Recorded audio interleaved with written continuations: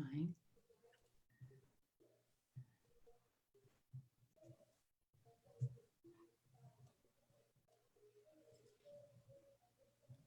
All right, here we go, guys. You're listening to the Podcast Detroit Network. Visit www.podcastdetroit.com for more information.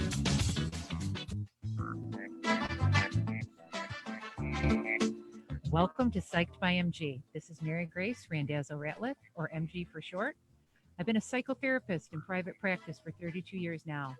Guess what, everyone? We all have issues. So it's time to lighten up and move forward. Let's stop letting our crap control us and take control of our crap.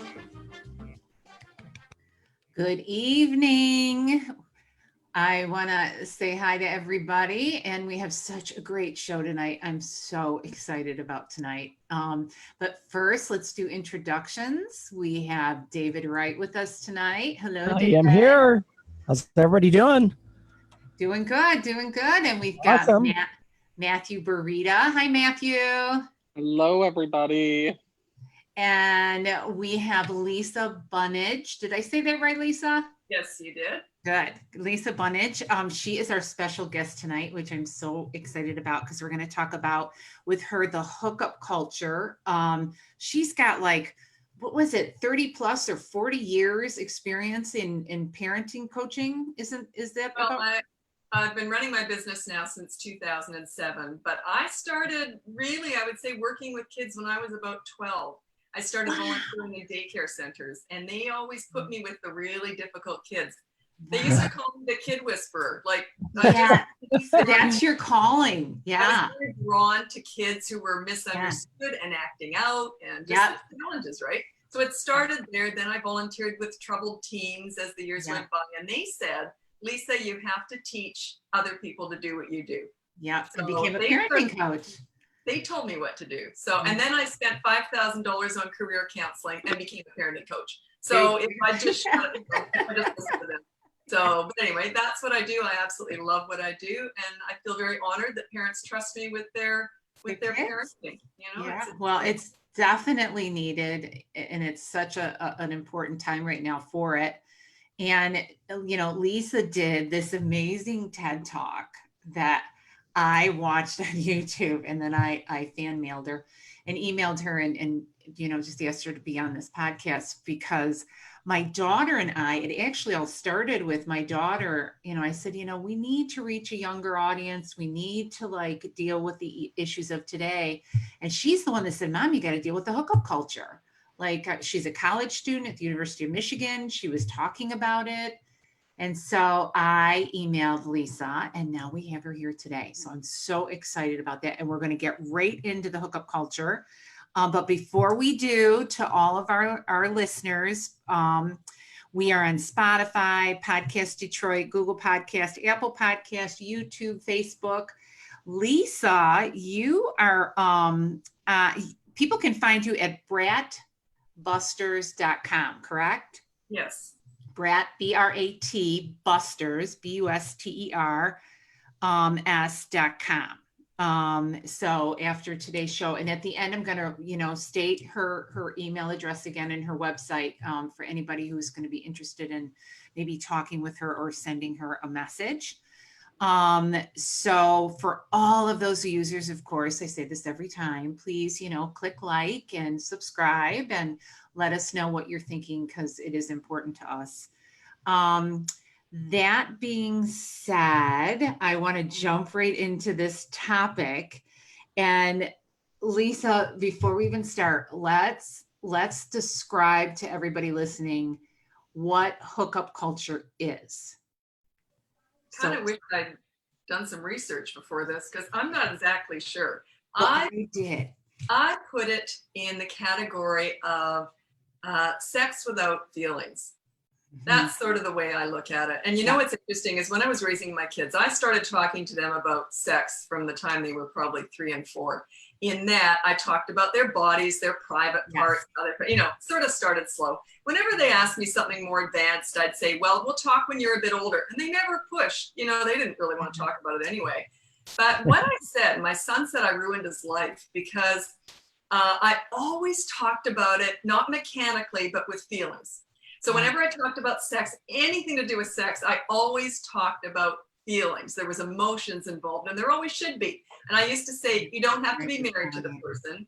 You don't even have to be in love with them, but there has to be some emotional connection. You have to like them, something about them. So my son said, great, now I never have a one-night stand. He said to have a girlfriend.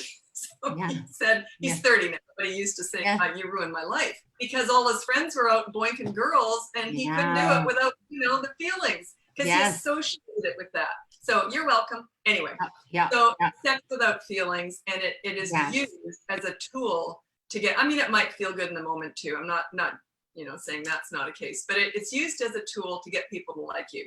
That's basically what they're doing. They want to be popular. They're going about it the wrong way. I could go on forever, so I'm just going to stop there. That's my sort of analogy of what it means. Yeah, and I think that sums it up. I think it's any kind of physical contact that young people have. They kind of, when I researched it, they differentiated it into like teenagers and middle schoolers, where a kiss to them can be a hookup. Onto any form of physical contact can be a hookup.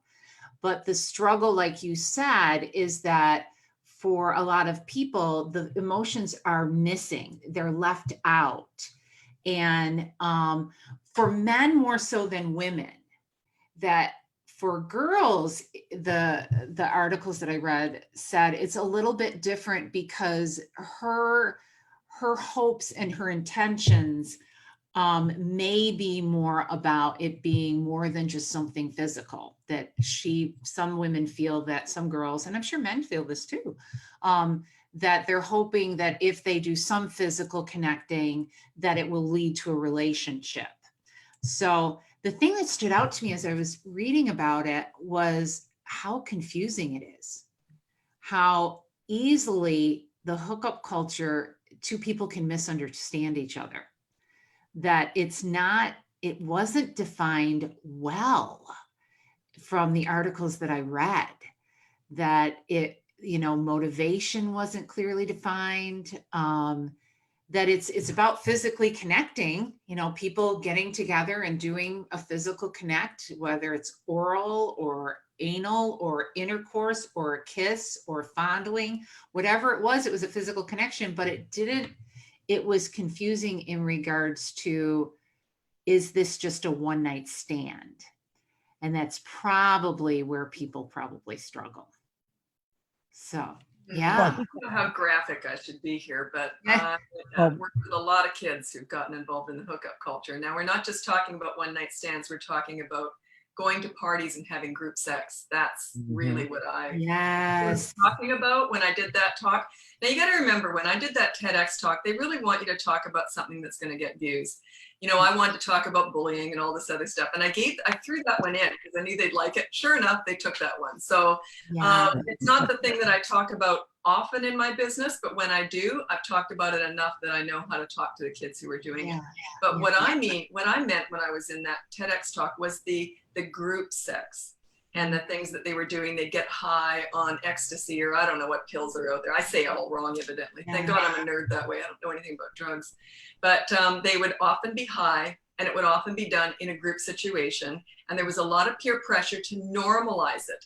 Now, these are kids that go to raves and stuff like that. It's a very specific type of usually teenager or young adults. So they're not all doing it. And a lot of them say, Lisa doesn't know what she's talking about. There's no such thing. Oh, yes, there is. Because I've also talked to the police who raided these parties and seen exactly what is going on. So they are out there, but it's a small part of the population. So that's why I don't talk about it a lot, because there's really not a lot of kids out there doing it, but the ones who do, their self-esteem is in the toilet.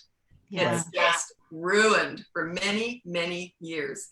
And that's the unfortunate thing. You make a poor decision today and it's a big one like that, you're gonna be paying for that for a long time. I know. So that's what upsets me about it, is the way that they're just damaging their self-esteem. I know. Yeah, you and I talked about it a little bit. Are we getting a little bit of a kickback from me? That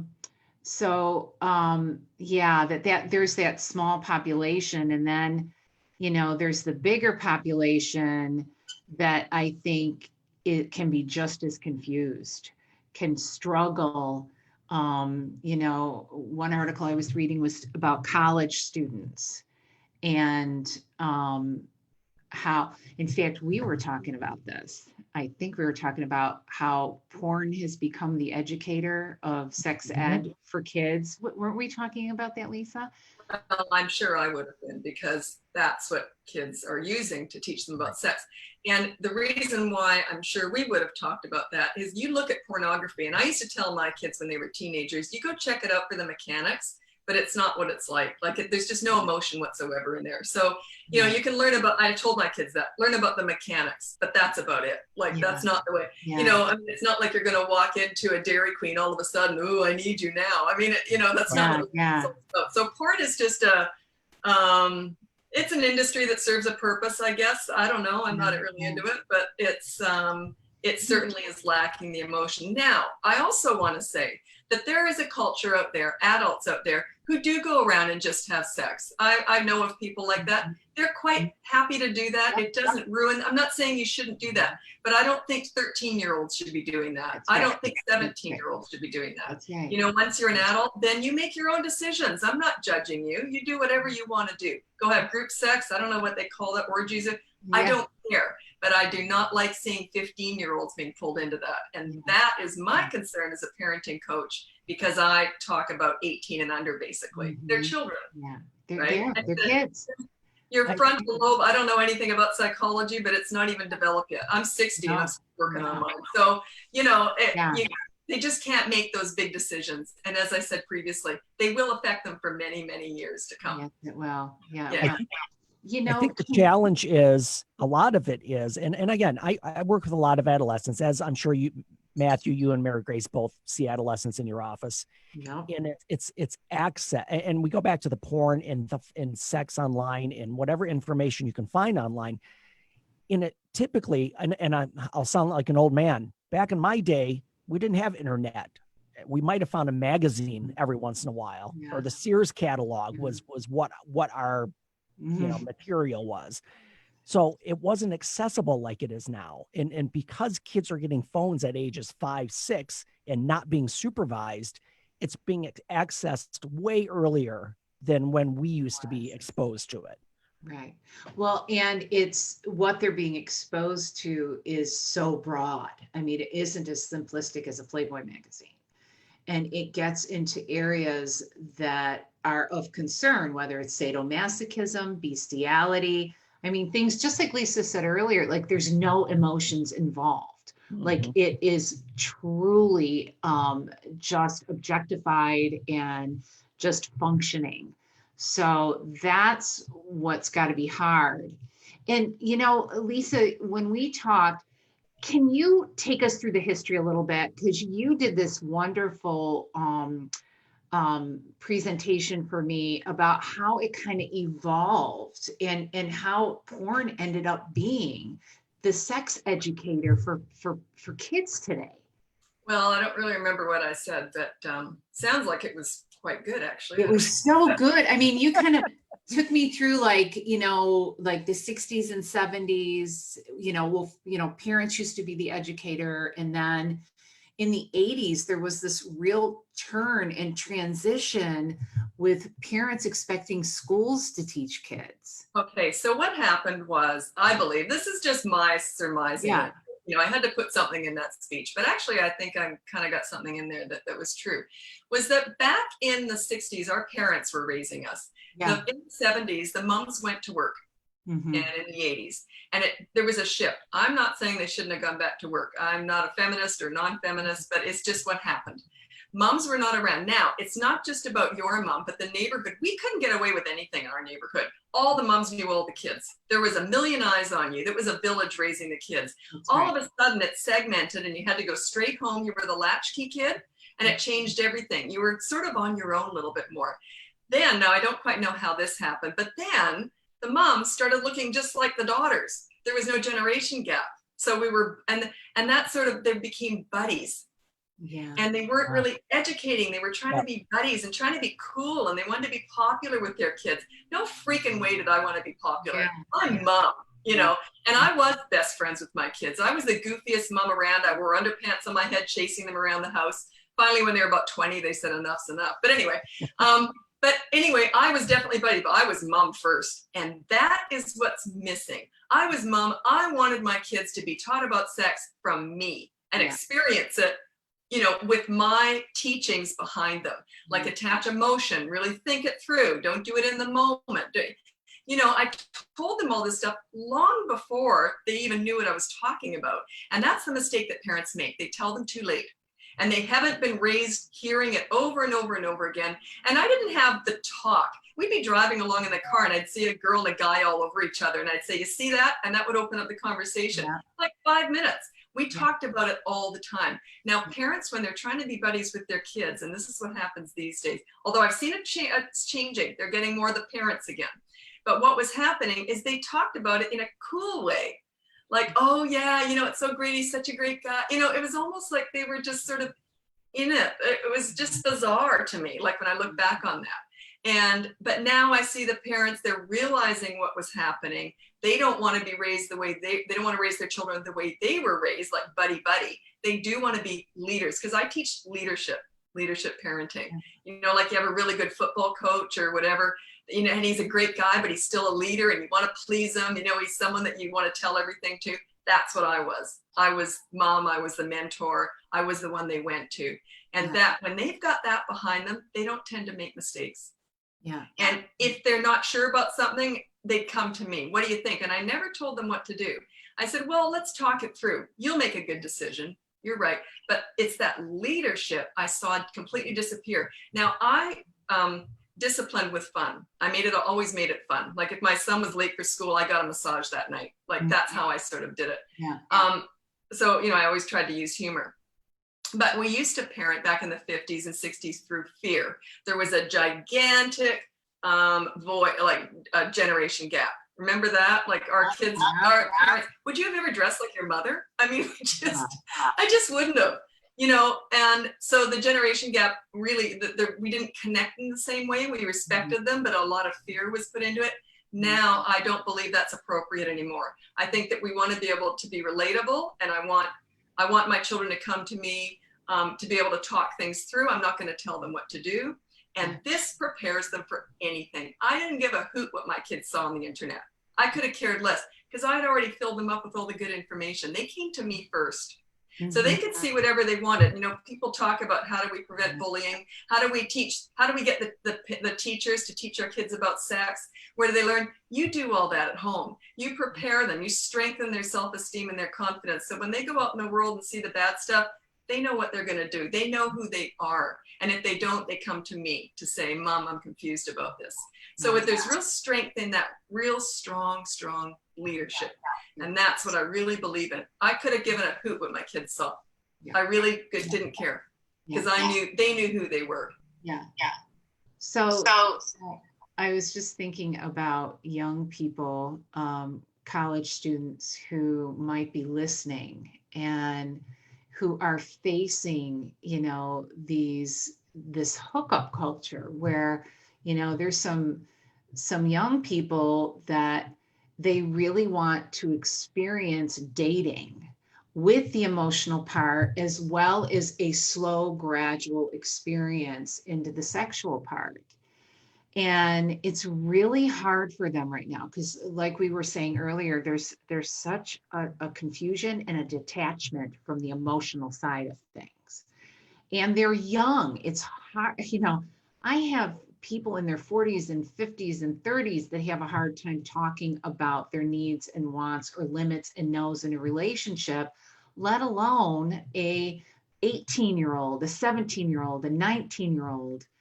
And so they're facing this very difficult time. And a tip that I give kids in high school, I used to work in an alternative school, and they had me come in and work with the kids because teen pregnancy became a serious problem in the school. And I was watching these kids and getting to know them, and they were all really like unique, strong personalities, cool, these really cool little individuals. And I stand there and I was thinking, how in the heck can I slow down time for them?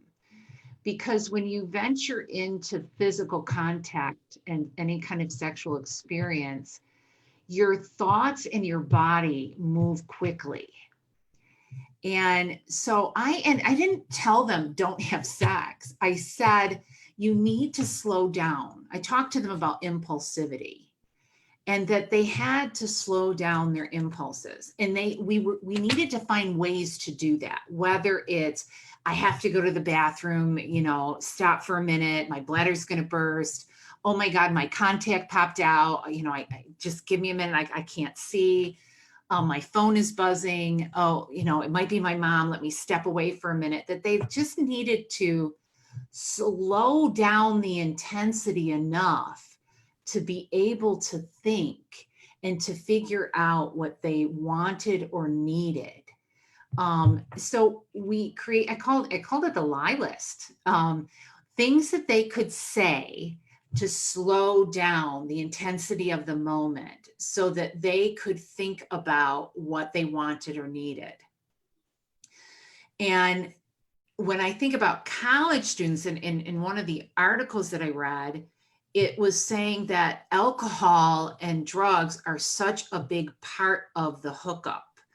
And in talking, Dave and Matthew, we talk to the kids after they have an experience and they have so much regret. So I know that slowing down their impulsivity is key. And second is, watching the alcohol and the drug use, because then you really don't have control. And if you don't have control, you're probably going to have regret.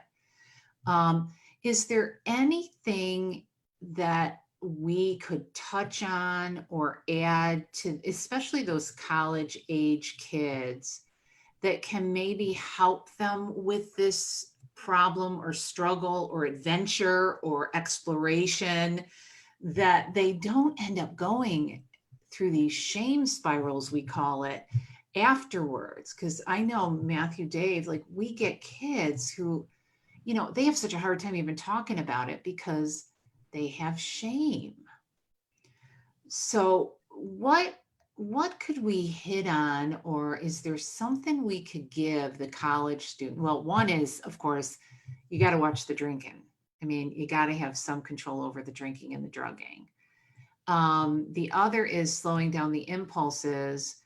But is there something that there's a way of talking with each other or saying to each other that could possibly help these kids?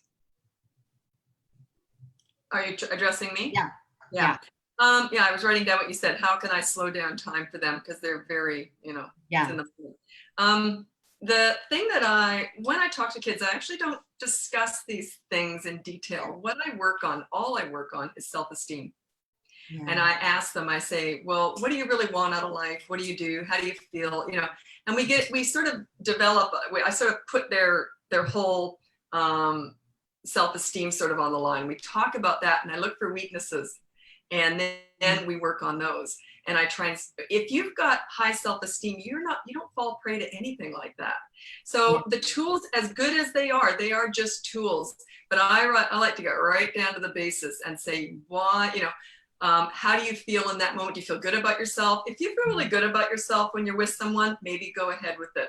If you're doing it for all the wrong reasons, like, know who you are. Think you're worthy of it. So work on yourself, not in the moment, but outside. You can't do anything in the moment, right? The hormones are flying. But work on yourself outside of the moment and strengthen yourself, so you're not going to get yourself in that position anyway, right?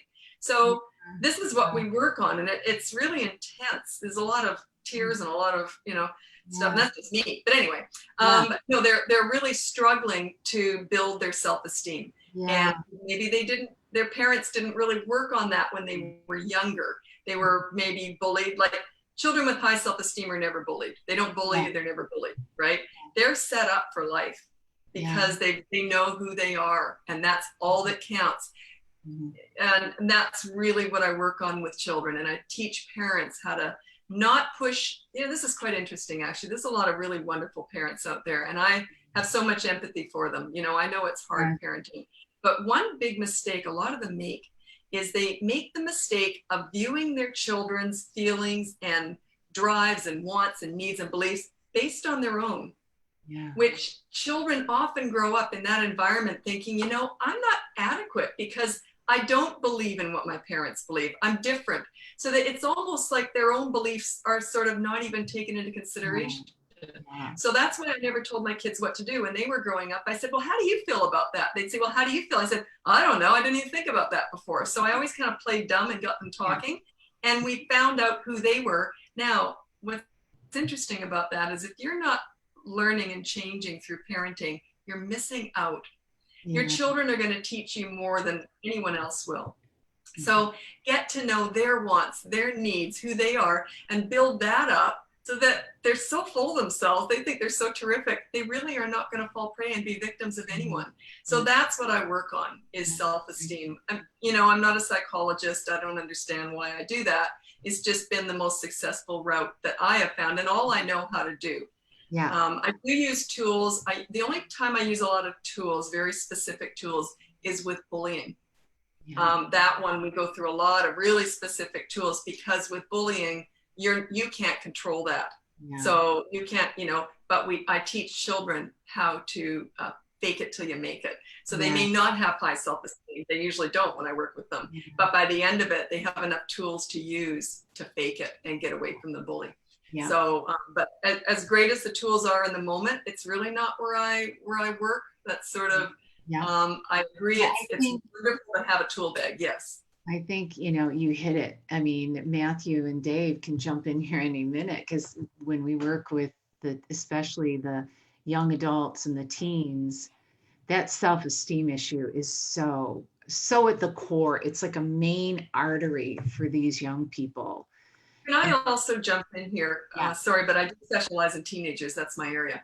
And whenever I worked with teenagers, it was interesting because, and I worked with ones who were really in a lot of trouble and they were, just being reintroduced back into the high school. If they could, not bring a knife or whatever. It's pretty violent kids. And it was interesting. I had to find what made them feel good about themselves. And often it wasn't something they were good at. Like I worked with kids who were really good at math, but they hated it, but they loved to draw. So what did I build up? The drawing. What made them feel good about themselves? I always was trying to find something that I liked about them and that they were proud of. So it's not always something, you have to let them show you the way. It's not going to be always something that the pathway it shouldn't be directed by you. It should be shown to you by them. Does that make any sense? Yes, it makes a lot of sense. Well, Dave and Matthew, I mean, what are your thoughts? I agree. I think in terms of, at the risk of being kind of the science of it and the psychiatry of it, but also matching what Lisa's saying and, the prefrontal cortex, the frontal cortex. And I know these are just like, crazy big terms, but essentially the brain, and it's like, it develops at different levels, at different stages. And, the notion of knowing who you are. And I ask that even when I've worked in an carceral setting, residential, outpatient, private sector, community mental health, every single environment, my approach never changes. And I always get to the question of, who are you? Mm-hmm. And are you happy where you're at? Mm-hmm. Because those are closely related. And then also talking about like what we said with the shame and the guilt.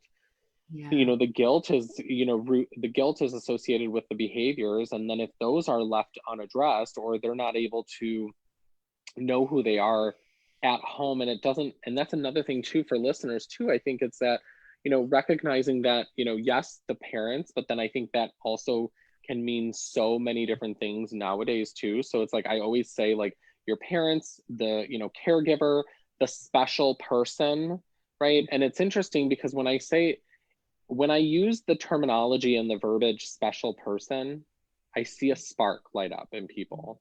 And then they start to talk and then they start, because it's not always the parent, because as Lisa was saying, a lot of parents try to, it's almost like they're beating the life force out of their child because they want their child to emulate them, right? And we know that's rooted in a kind of an insecure attachment style. We know that it creates anxiety. For years we've known that. That's not changed. And yet it's, you know, it's something that is a pattern that's hard to break because it is a pattern. And, you know, it's a default. It's a quasi safe place that people, a lot of parents do fall into that kind of trap of, you know, I'm just trying to help my child. I hear that a lot when I've done parental guidance, and it's like, okay, well, helping your child is allowing them to breathe, allowing them to spread out, allowing their identity to grow, and cultivating a, you know, this kind of experience but environment for them to reach their highest potential. And kids reach their highest potential when they're, and we see this as, you know, prepubescent, pubescent, post-pubescent, young adult, middle adult. We reach our highest potential when an individual, but a child, you know, an adolescent, can exist in a culture, in an environment where they're able to like kind of reach their highest potential. And that stems from allowing them, like Lisa was saying, it's like, no, like, well, no, I don't know what do you think about that, right? So kind of putting it back in their lap to actually help them think. I mean, we refer to that as metacognition, just thinking about our thinking, you know, and I think that part of critical thinking is, you know, is missing. It's like when I'm talking with students a lot of times and I'll ask questions, I have students who will ask questions in the classroom and I'll say to them, that's a good question. Come back next week with the answer for all of us. And you should see like everyone's eyes, and like, it's kind of like, well, this jerk, you know, like, but guess what? They come back next week and they teach the class. And they went home and they went to around their special people, and they went to their special place, and, you know, they had some fervor, some, you know, some desire, some tenacity in their bones that it related to them. It was relatable, and it allowed them to feel like who they want to be or who they need to be. Well, it's you valued them. Give them value, and that, what more can you ask for? Well, and I'm going to double hit on Lisa's, the whole concept of self-esteem, because we know we work with adults who have poor self-esteem. They've never had good self-esteem. And when you get somebody who is, you know, somebody who comes into my office and they're 17 or 18 and acting out sexually, they've never had a good self-esteem. It's never been developed because they're in a household where it's mistake, punishment, and that's the only cycle that happens in their home. Or neglect. They've never been encouraged. They've never been their personalities have never been fostered and investigated and encouraged. It's always just sorry, yeah, it's so true. When I first started working with these troubled teens, I had no training. That's not true. I'd worked through the government. I'd gone into homes where people were struggling with parenting, and I was a support. So I'd done some training through the government with that. But I did all the talking in the classes, and the teacher just sat back and listened. Anyway, so then what I did was they said, you know, where we really need help in the community is with these troubled teens try to be integrated back into schools. So they said, could you do that? And I said, well, I don't know. I'd never worked with them before. So the very first time I met the one that turned out to be the most challenging was he was 15 and tall, lanky, you know, really scary looking. And I kind of looked like Mary Poppins back in the day, you know, dopey and goofy, because humor is always my lead. I always lead with that. And so we met, we'll call him Johnny. So the police were there, the principal, everyone was there, like they're all kind of like, what's going to happen here? But he had requested me because the other kids had worked with me, and they said, yeah, Lisa's cool, right? So that's the only reason he agreed to even work with me, this kid. So he looked down at me. Now this was 20 years ago, and he looked down at me and he says, God, you're old. And I looked up at him and I said, God, you're ugly. And it was this instant, like, you think you can pull that crap on me? Well, he tried so hard, but I could see the corner of his lip, like he was trying not to smile. But it was that instant, like, I'm not going to take any crap. I'm not afraid of you. But you know what? It was funny. Yeah. And that was our connection. And from then on, and then afterwards, I said to all the kids too, and they were really difficult. And I said, you know, I need something to like. I can't just work with you. I need something where I like you, where I'm not going to keep coming back. So I said to this one boy who was really foul, and I said, look, I need something to like because you're really quite revolting to be around. So again, he kind of smiled. You can sort of see it. That was our connection. But what I did was I got him to look within himself. Like you said, that metacognition, like you said, thinking about thinking. I made him stop and think, what is likable about you? We never really found much, but humor, you know, it was humor. So I worked with him for 2 years. And it was humor. I never once opened up his file. And because I didn't want to, I said, you know, what you do is not who you are. I want to find, you know, who I can like and bond. And that's all. It was so simple though. It wasn't complicated. It was just, you know, he was funny. So we'd say the odd funny thing and we both crack up laughing. Well, who do you think he wanted to please? He not only wanted to please me, he didn't want to be told, he didn't want me to hear that he was acting out with the teachers either. So he all around became a nicer kid because I valued him. I valued his laughter and we had a connection and I grew to love him. And, you know, and that, what more can you get in life to be valued? Like when you said to that student, go find the answer and tell us, that's being valued. That like you have something to offer. That you have something to offer and we want to know what it is. And it just makes you feel good, doesn't it? It does. You know, you're reminding me, and just to get off the track a little bit, Lisa, you're reminding me of when I worked at this alternative school, I had to go into this specific classroom and these kids were like 8th grade. And they had an ex-Marine as a teacher. And so he ran his room, you know, in a very strict old-fashioned way. And every time the teacher left the room, the kids kept saying, oh, fuck him and F this and fuck that.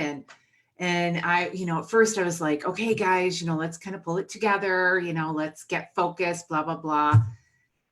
Every freaking time I walked into the room, fuck this, fuck that. So finally one day I said, you know what, everybody sit down for a minute.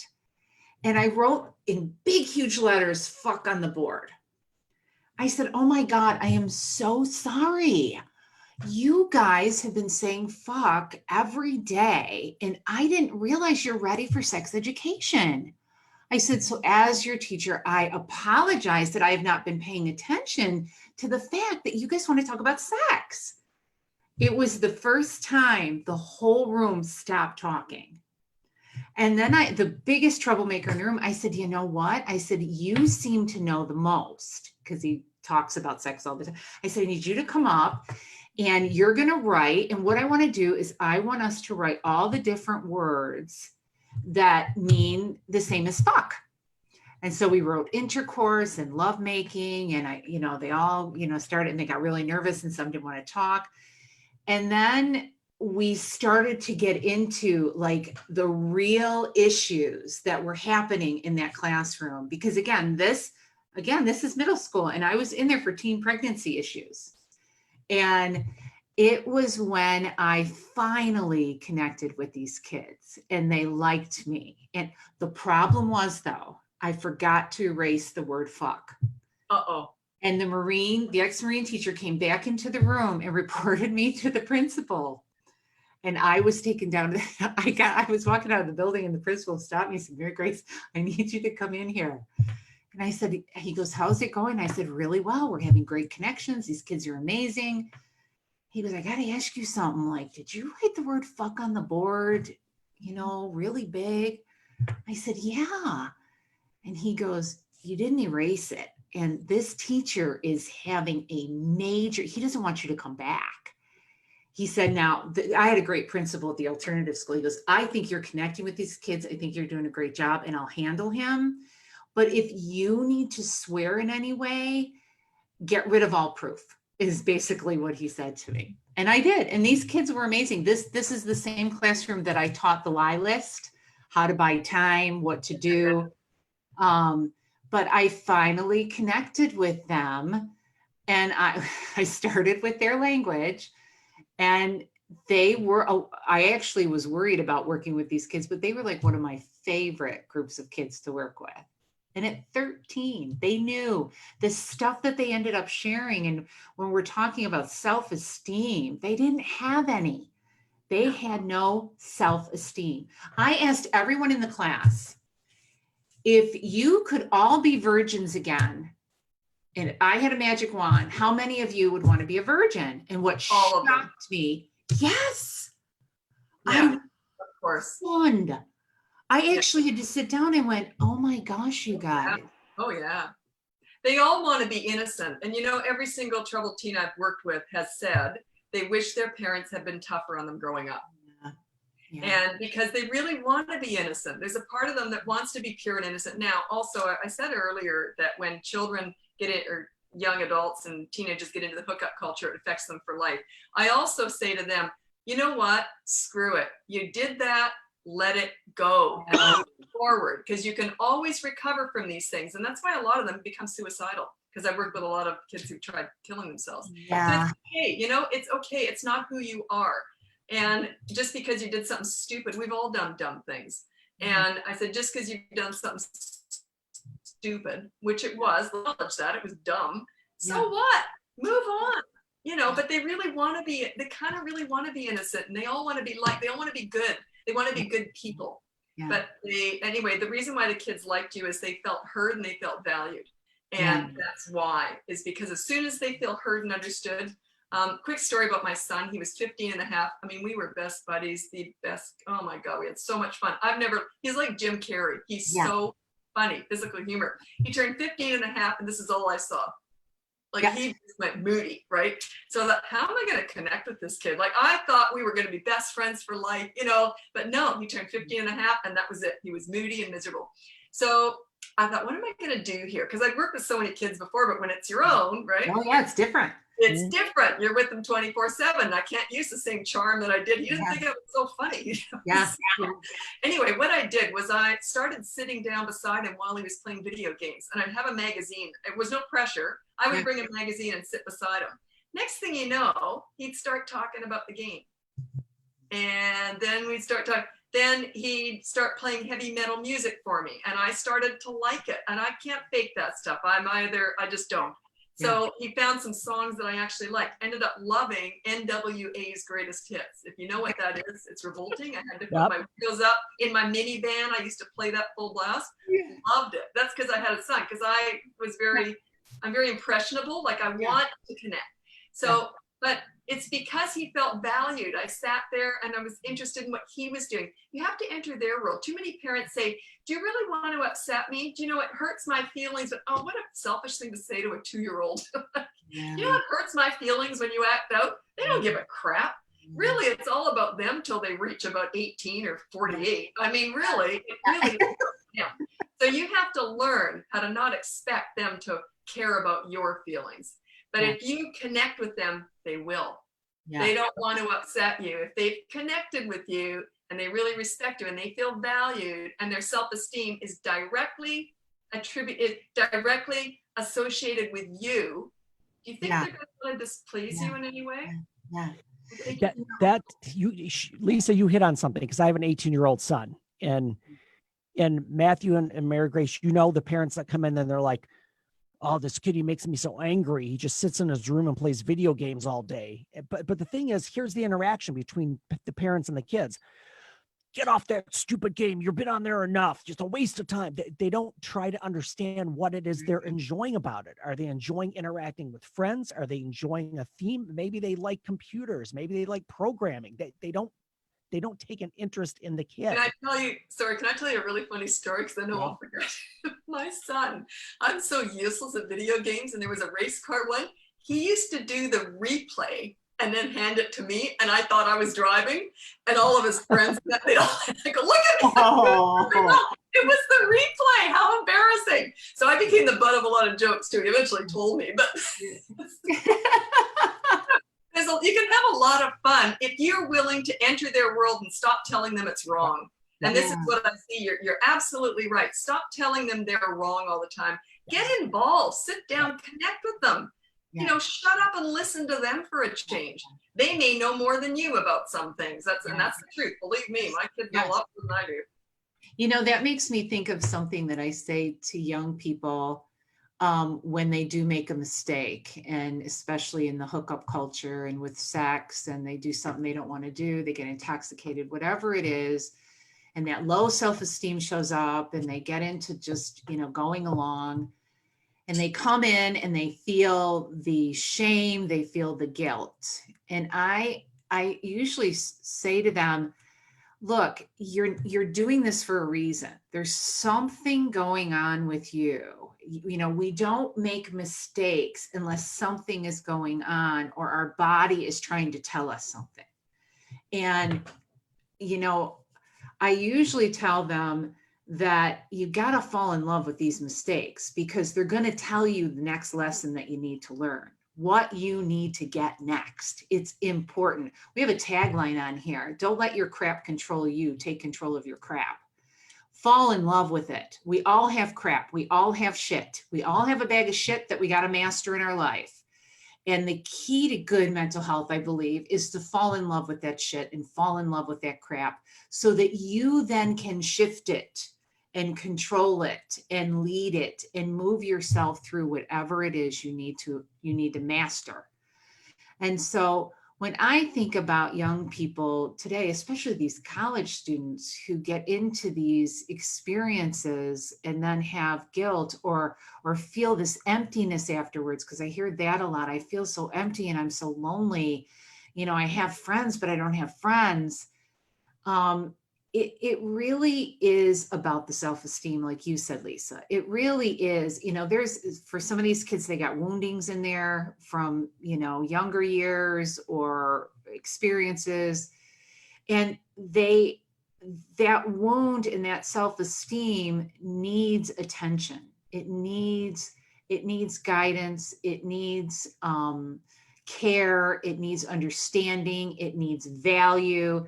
So I have two things on that. One, anybody who's carrying or around a young person, it's important to listen to them and to not judge them when they come to you and they speak whatever truth it is that they're going through. It's so important to embrace them in that moment. It takes a lot of courage for these kids to do that. And they value that relationship with you enough to bring it up or to try to come awkwardly to you to talk about it. So for some people, they want to get angry first, and they got to put that on the back burner. They have to understand that this is really hard for this young person to do. And then you need to sit down and take a breath with them and support them and value them and get them to be okay with that experience or that incident or whatever it is that they're going through, so that they're safe enough and with you being safe enough to explore what's going on and to be able to talk about it, so that they can then in turn master whatever. They can define what is right for them sexually, dating, relationships. They need that sacred space to be able to figure it out and talk about it. And I think, for us older people, we forget how hard it is and how scary it is and how difficult it is. And we're not aware, especially our age, a lot of adults aren't aware what these kids are up against. They don't know their worlds. They don't take the time to get into them. And they need to. It's very important. These kids are floundering right now. I think they're a lot smarter than we were. I think they, we were more naive. We didn't have the internet to educate us so young. And just because they know a lot doesn't mean they're any more mature, because their brains are still developing. But something that I did with my kids, which I teach this to parents, and they really struggle with this, is I say, do you ever say you're sorry to your kids or apologize to them? And why would I? Do you know what he did to me? Do you know? And like, shut up. Okay, I got it. Like, he's a pain in the ass. I get that. But where I start is I say the first thing, I don't always like to talk about this because it sounds so stupid. But if you've got a troubled teen, the first thing I get you to do is say, I'm sorry, I haven't been a better parent. Yeah. One of the reasons, it's not necessarily that you are a bad parent, but it's what you use to get in the door. They listen to that. What have they got to fight back about? And you know what? They never say, you're right, you've been shit. They never do. They go, oh, why do you say, or you weren't so bad, or, it softens everything. It opens up a door.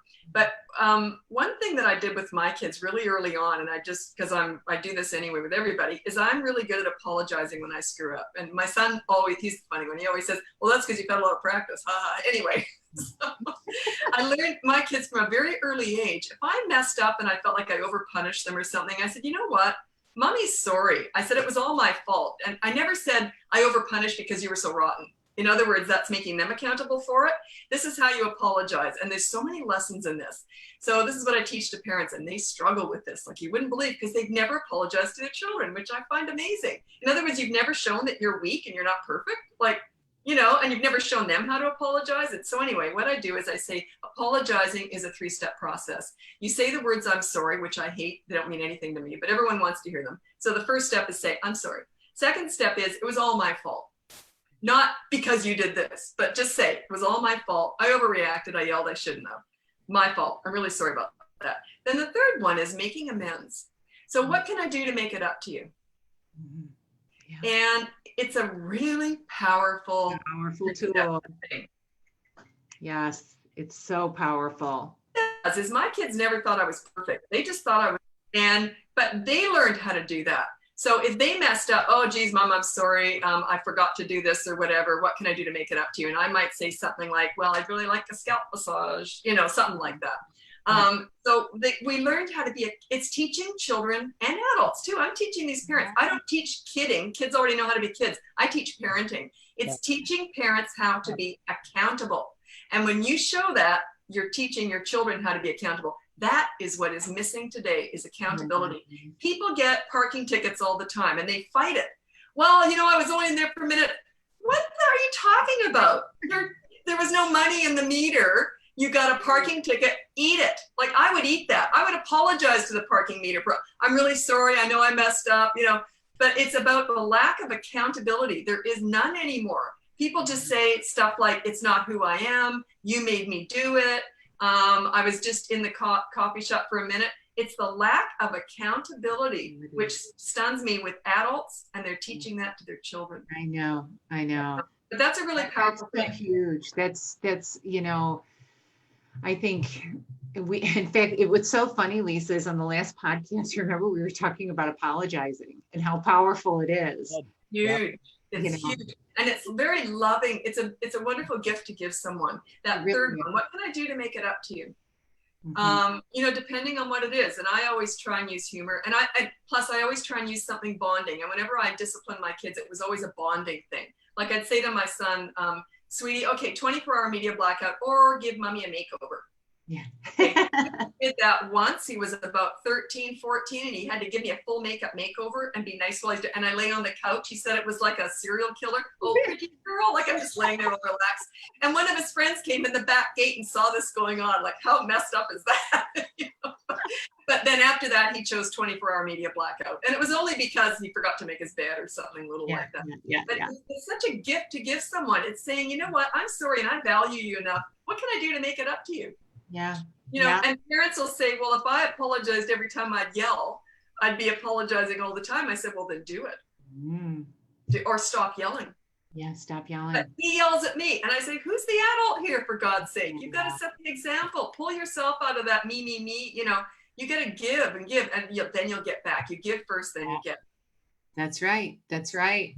So I think what's, so important for listeners right now is I hope that they're hearing that there's two parts to this. There's the young people who are in the hookup culture, who are struggling and who are dealing with a lot of intensity and stimuli from technology, from media, all these different places, and they're getting themselves into situations that they feel bad about, that they don't understand, that they're confused about. These are not bad kids. These are amazing young adults.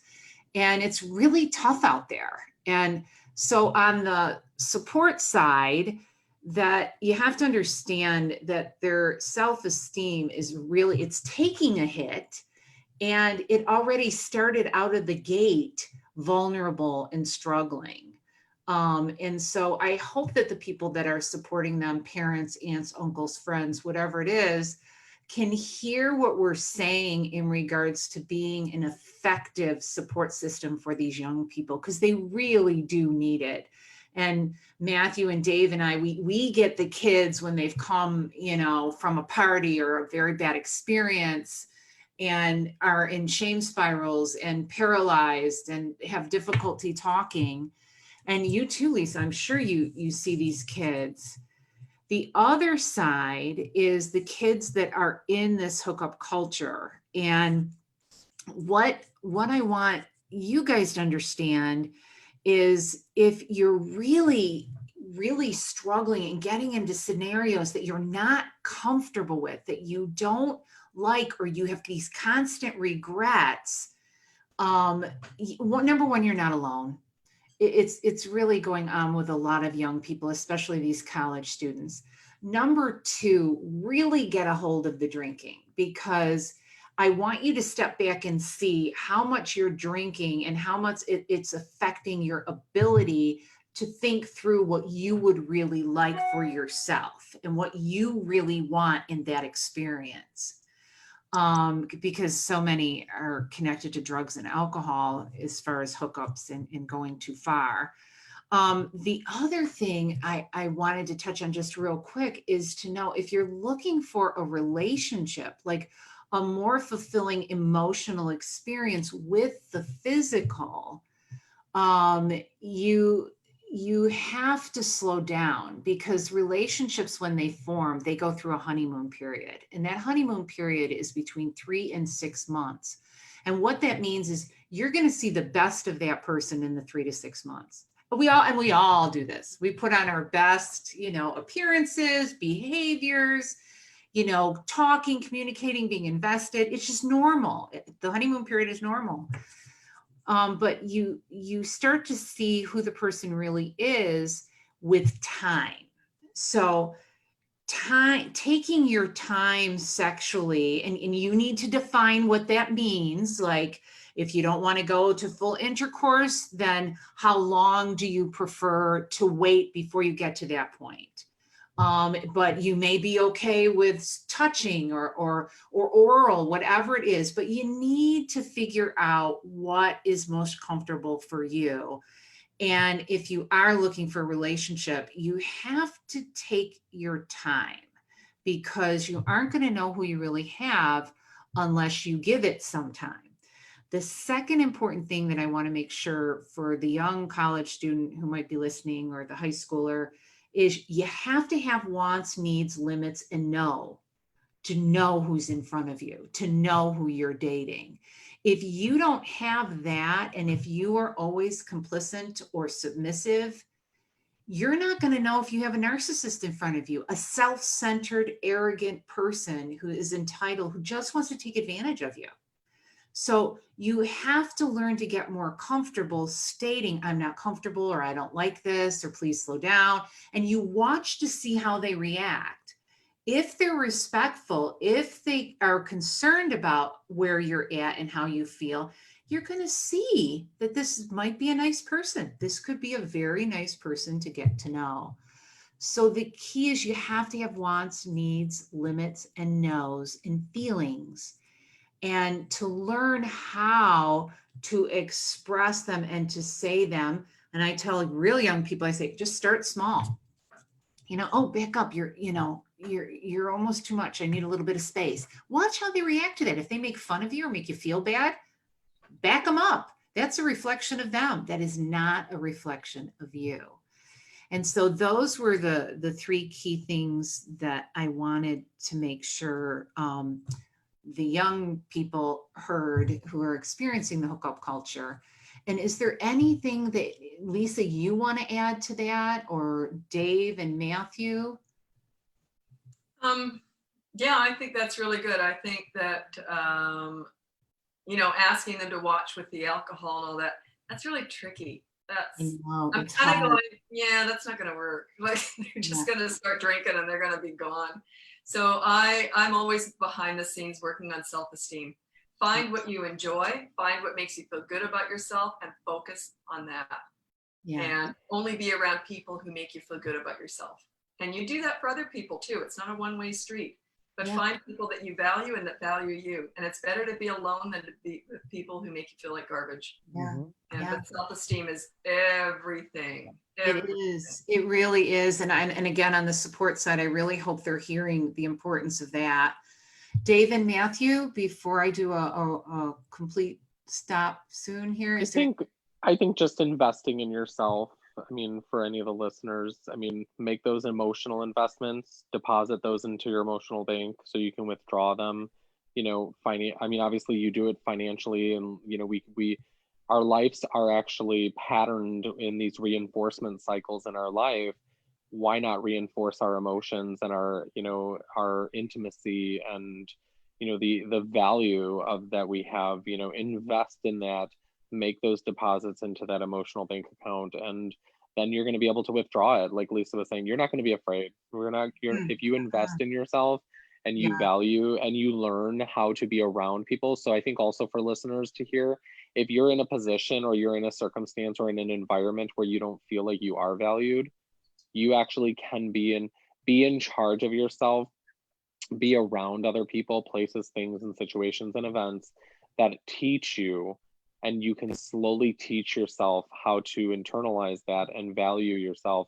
And then you get to make those investments, and then you can withdraw it. So it might be where you work on yourself for 6 to 9 to 12 months, you know, 2 years. You've invested in yourself so much that you've reached that point where you leave a job that has not valued you, or you leave a relationship that, you know, you felt taken advantage of, but it's those investments that will pay off. Yeah. Good. And be patient. Be patient with yourself. Be patient. Gentle and easy on yourself. The biggest thing is, and I'm going to simplify it right down. And I say this to clients all the time. If you're not happy with how you feel, let's find something different to do. You have to change something because it's not working the way it is. Yeah. And then we search that out. And don't be afraid to find somebody to support you and to help you to find it and to work it out. Well, don't be afraid to fail either. Yeah. Yeah. Oh, that is such a good place to that's a whole other conversation. Yeah, it is. Yeah. Don't be afraid to fail. Lisa, thank you so much. You are amazing. And again, you can find Lisa at bratbusters.com, Lisa Bunnage. She's from Canada. And gosh, it was wonderful having you today. We really enjoyed it. And you gave us great information. I really enjoyed it. Hope I was able to pass on some wisdom. Awesome. Absolutely. A little to pass on. But nope. You had a lot. You had a lot. It was great. Thank you so much. And to our listeners, we're going to catch you next week. So thanks everybody for joining us tonight. Bye everyone. Hey guys. Bye.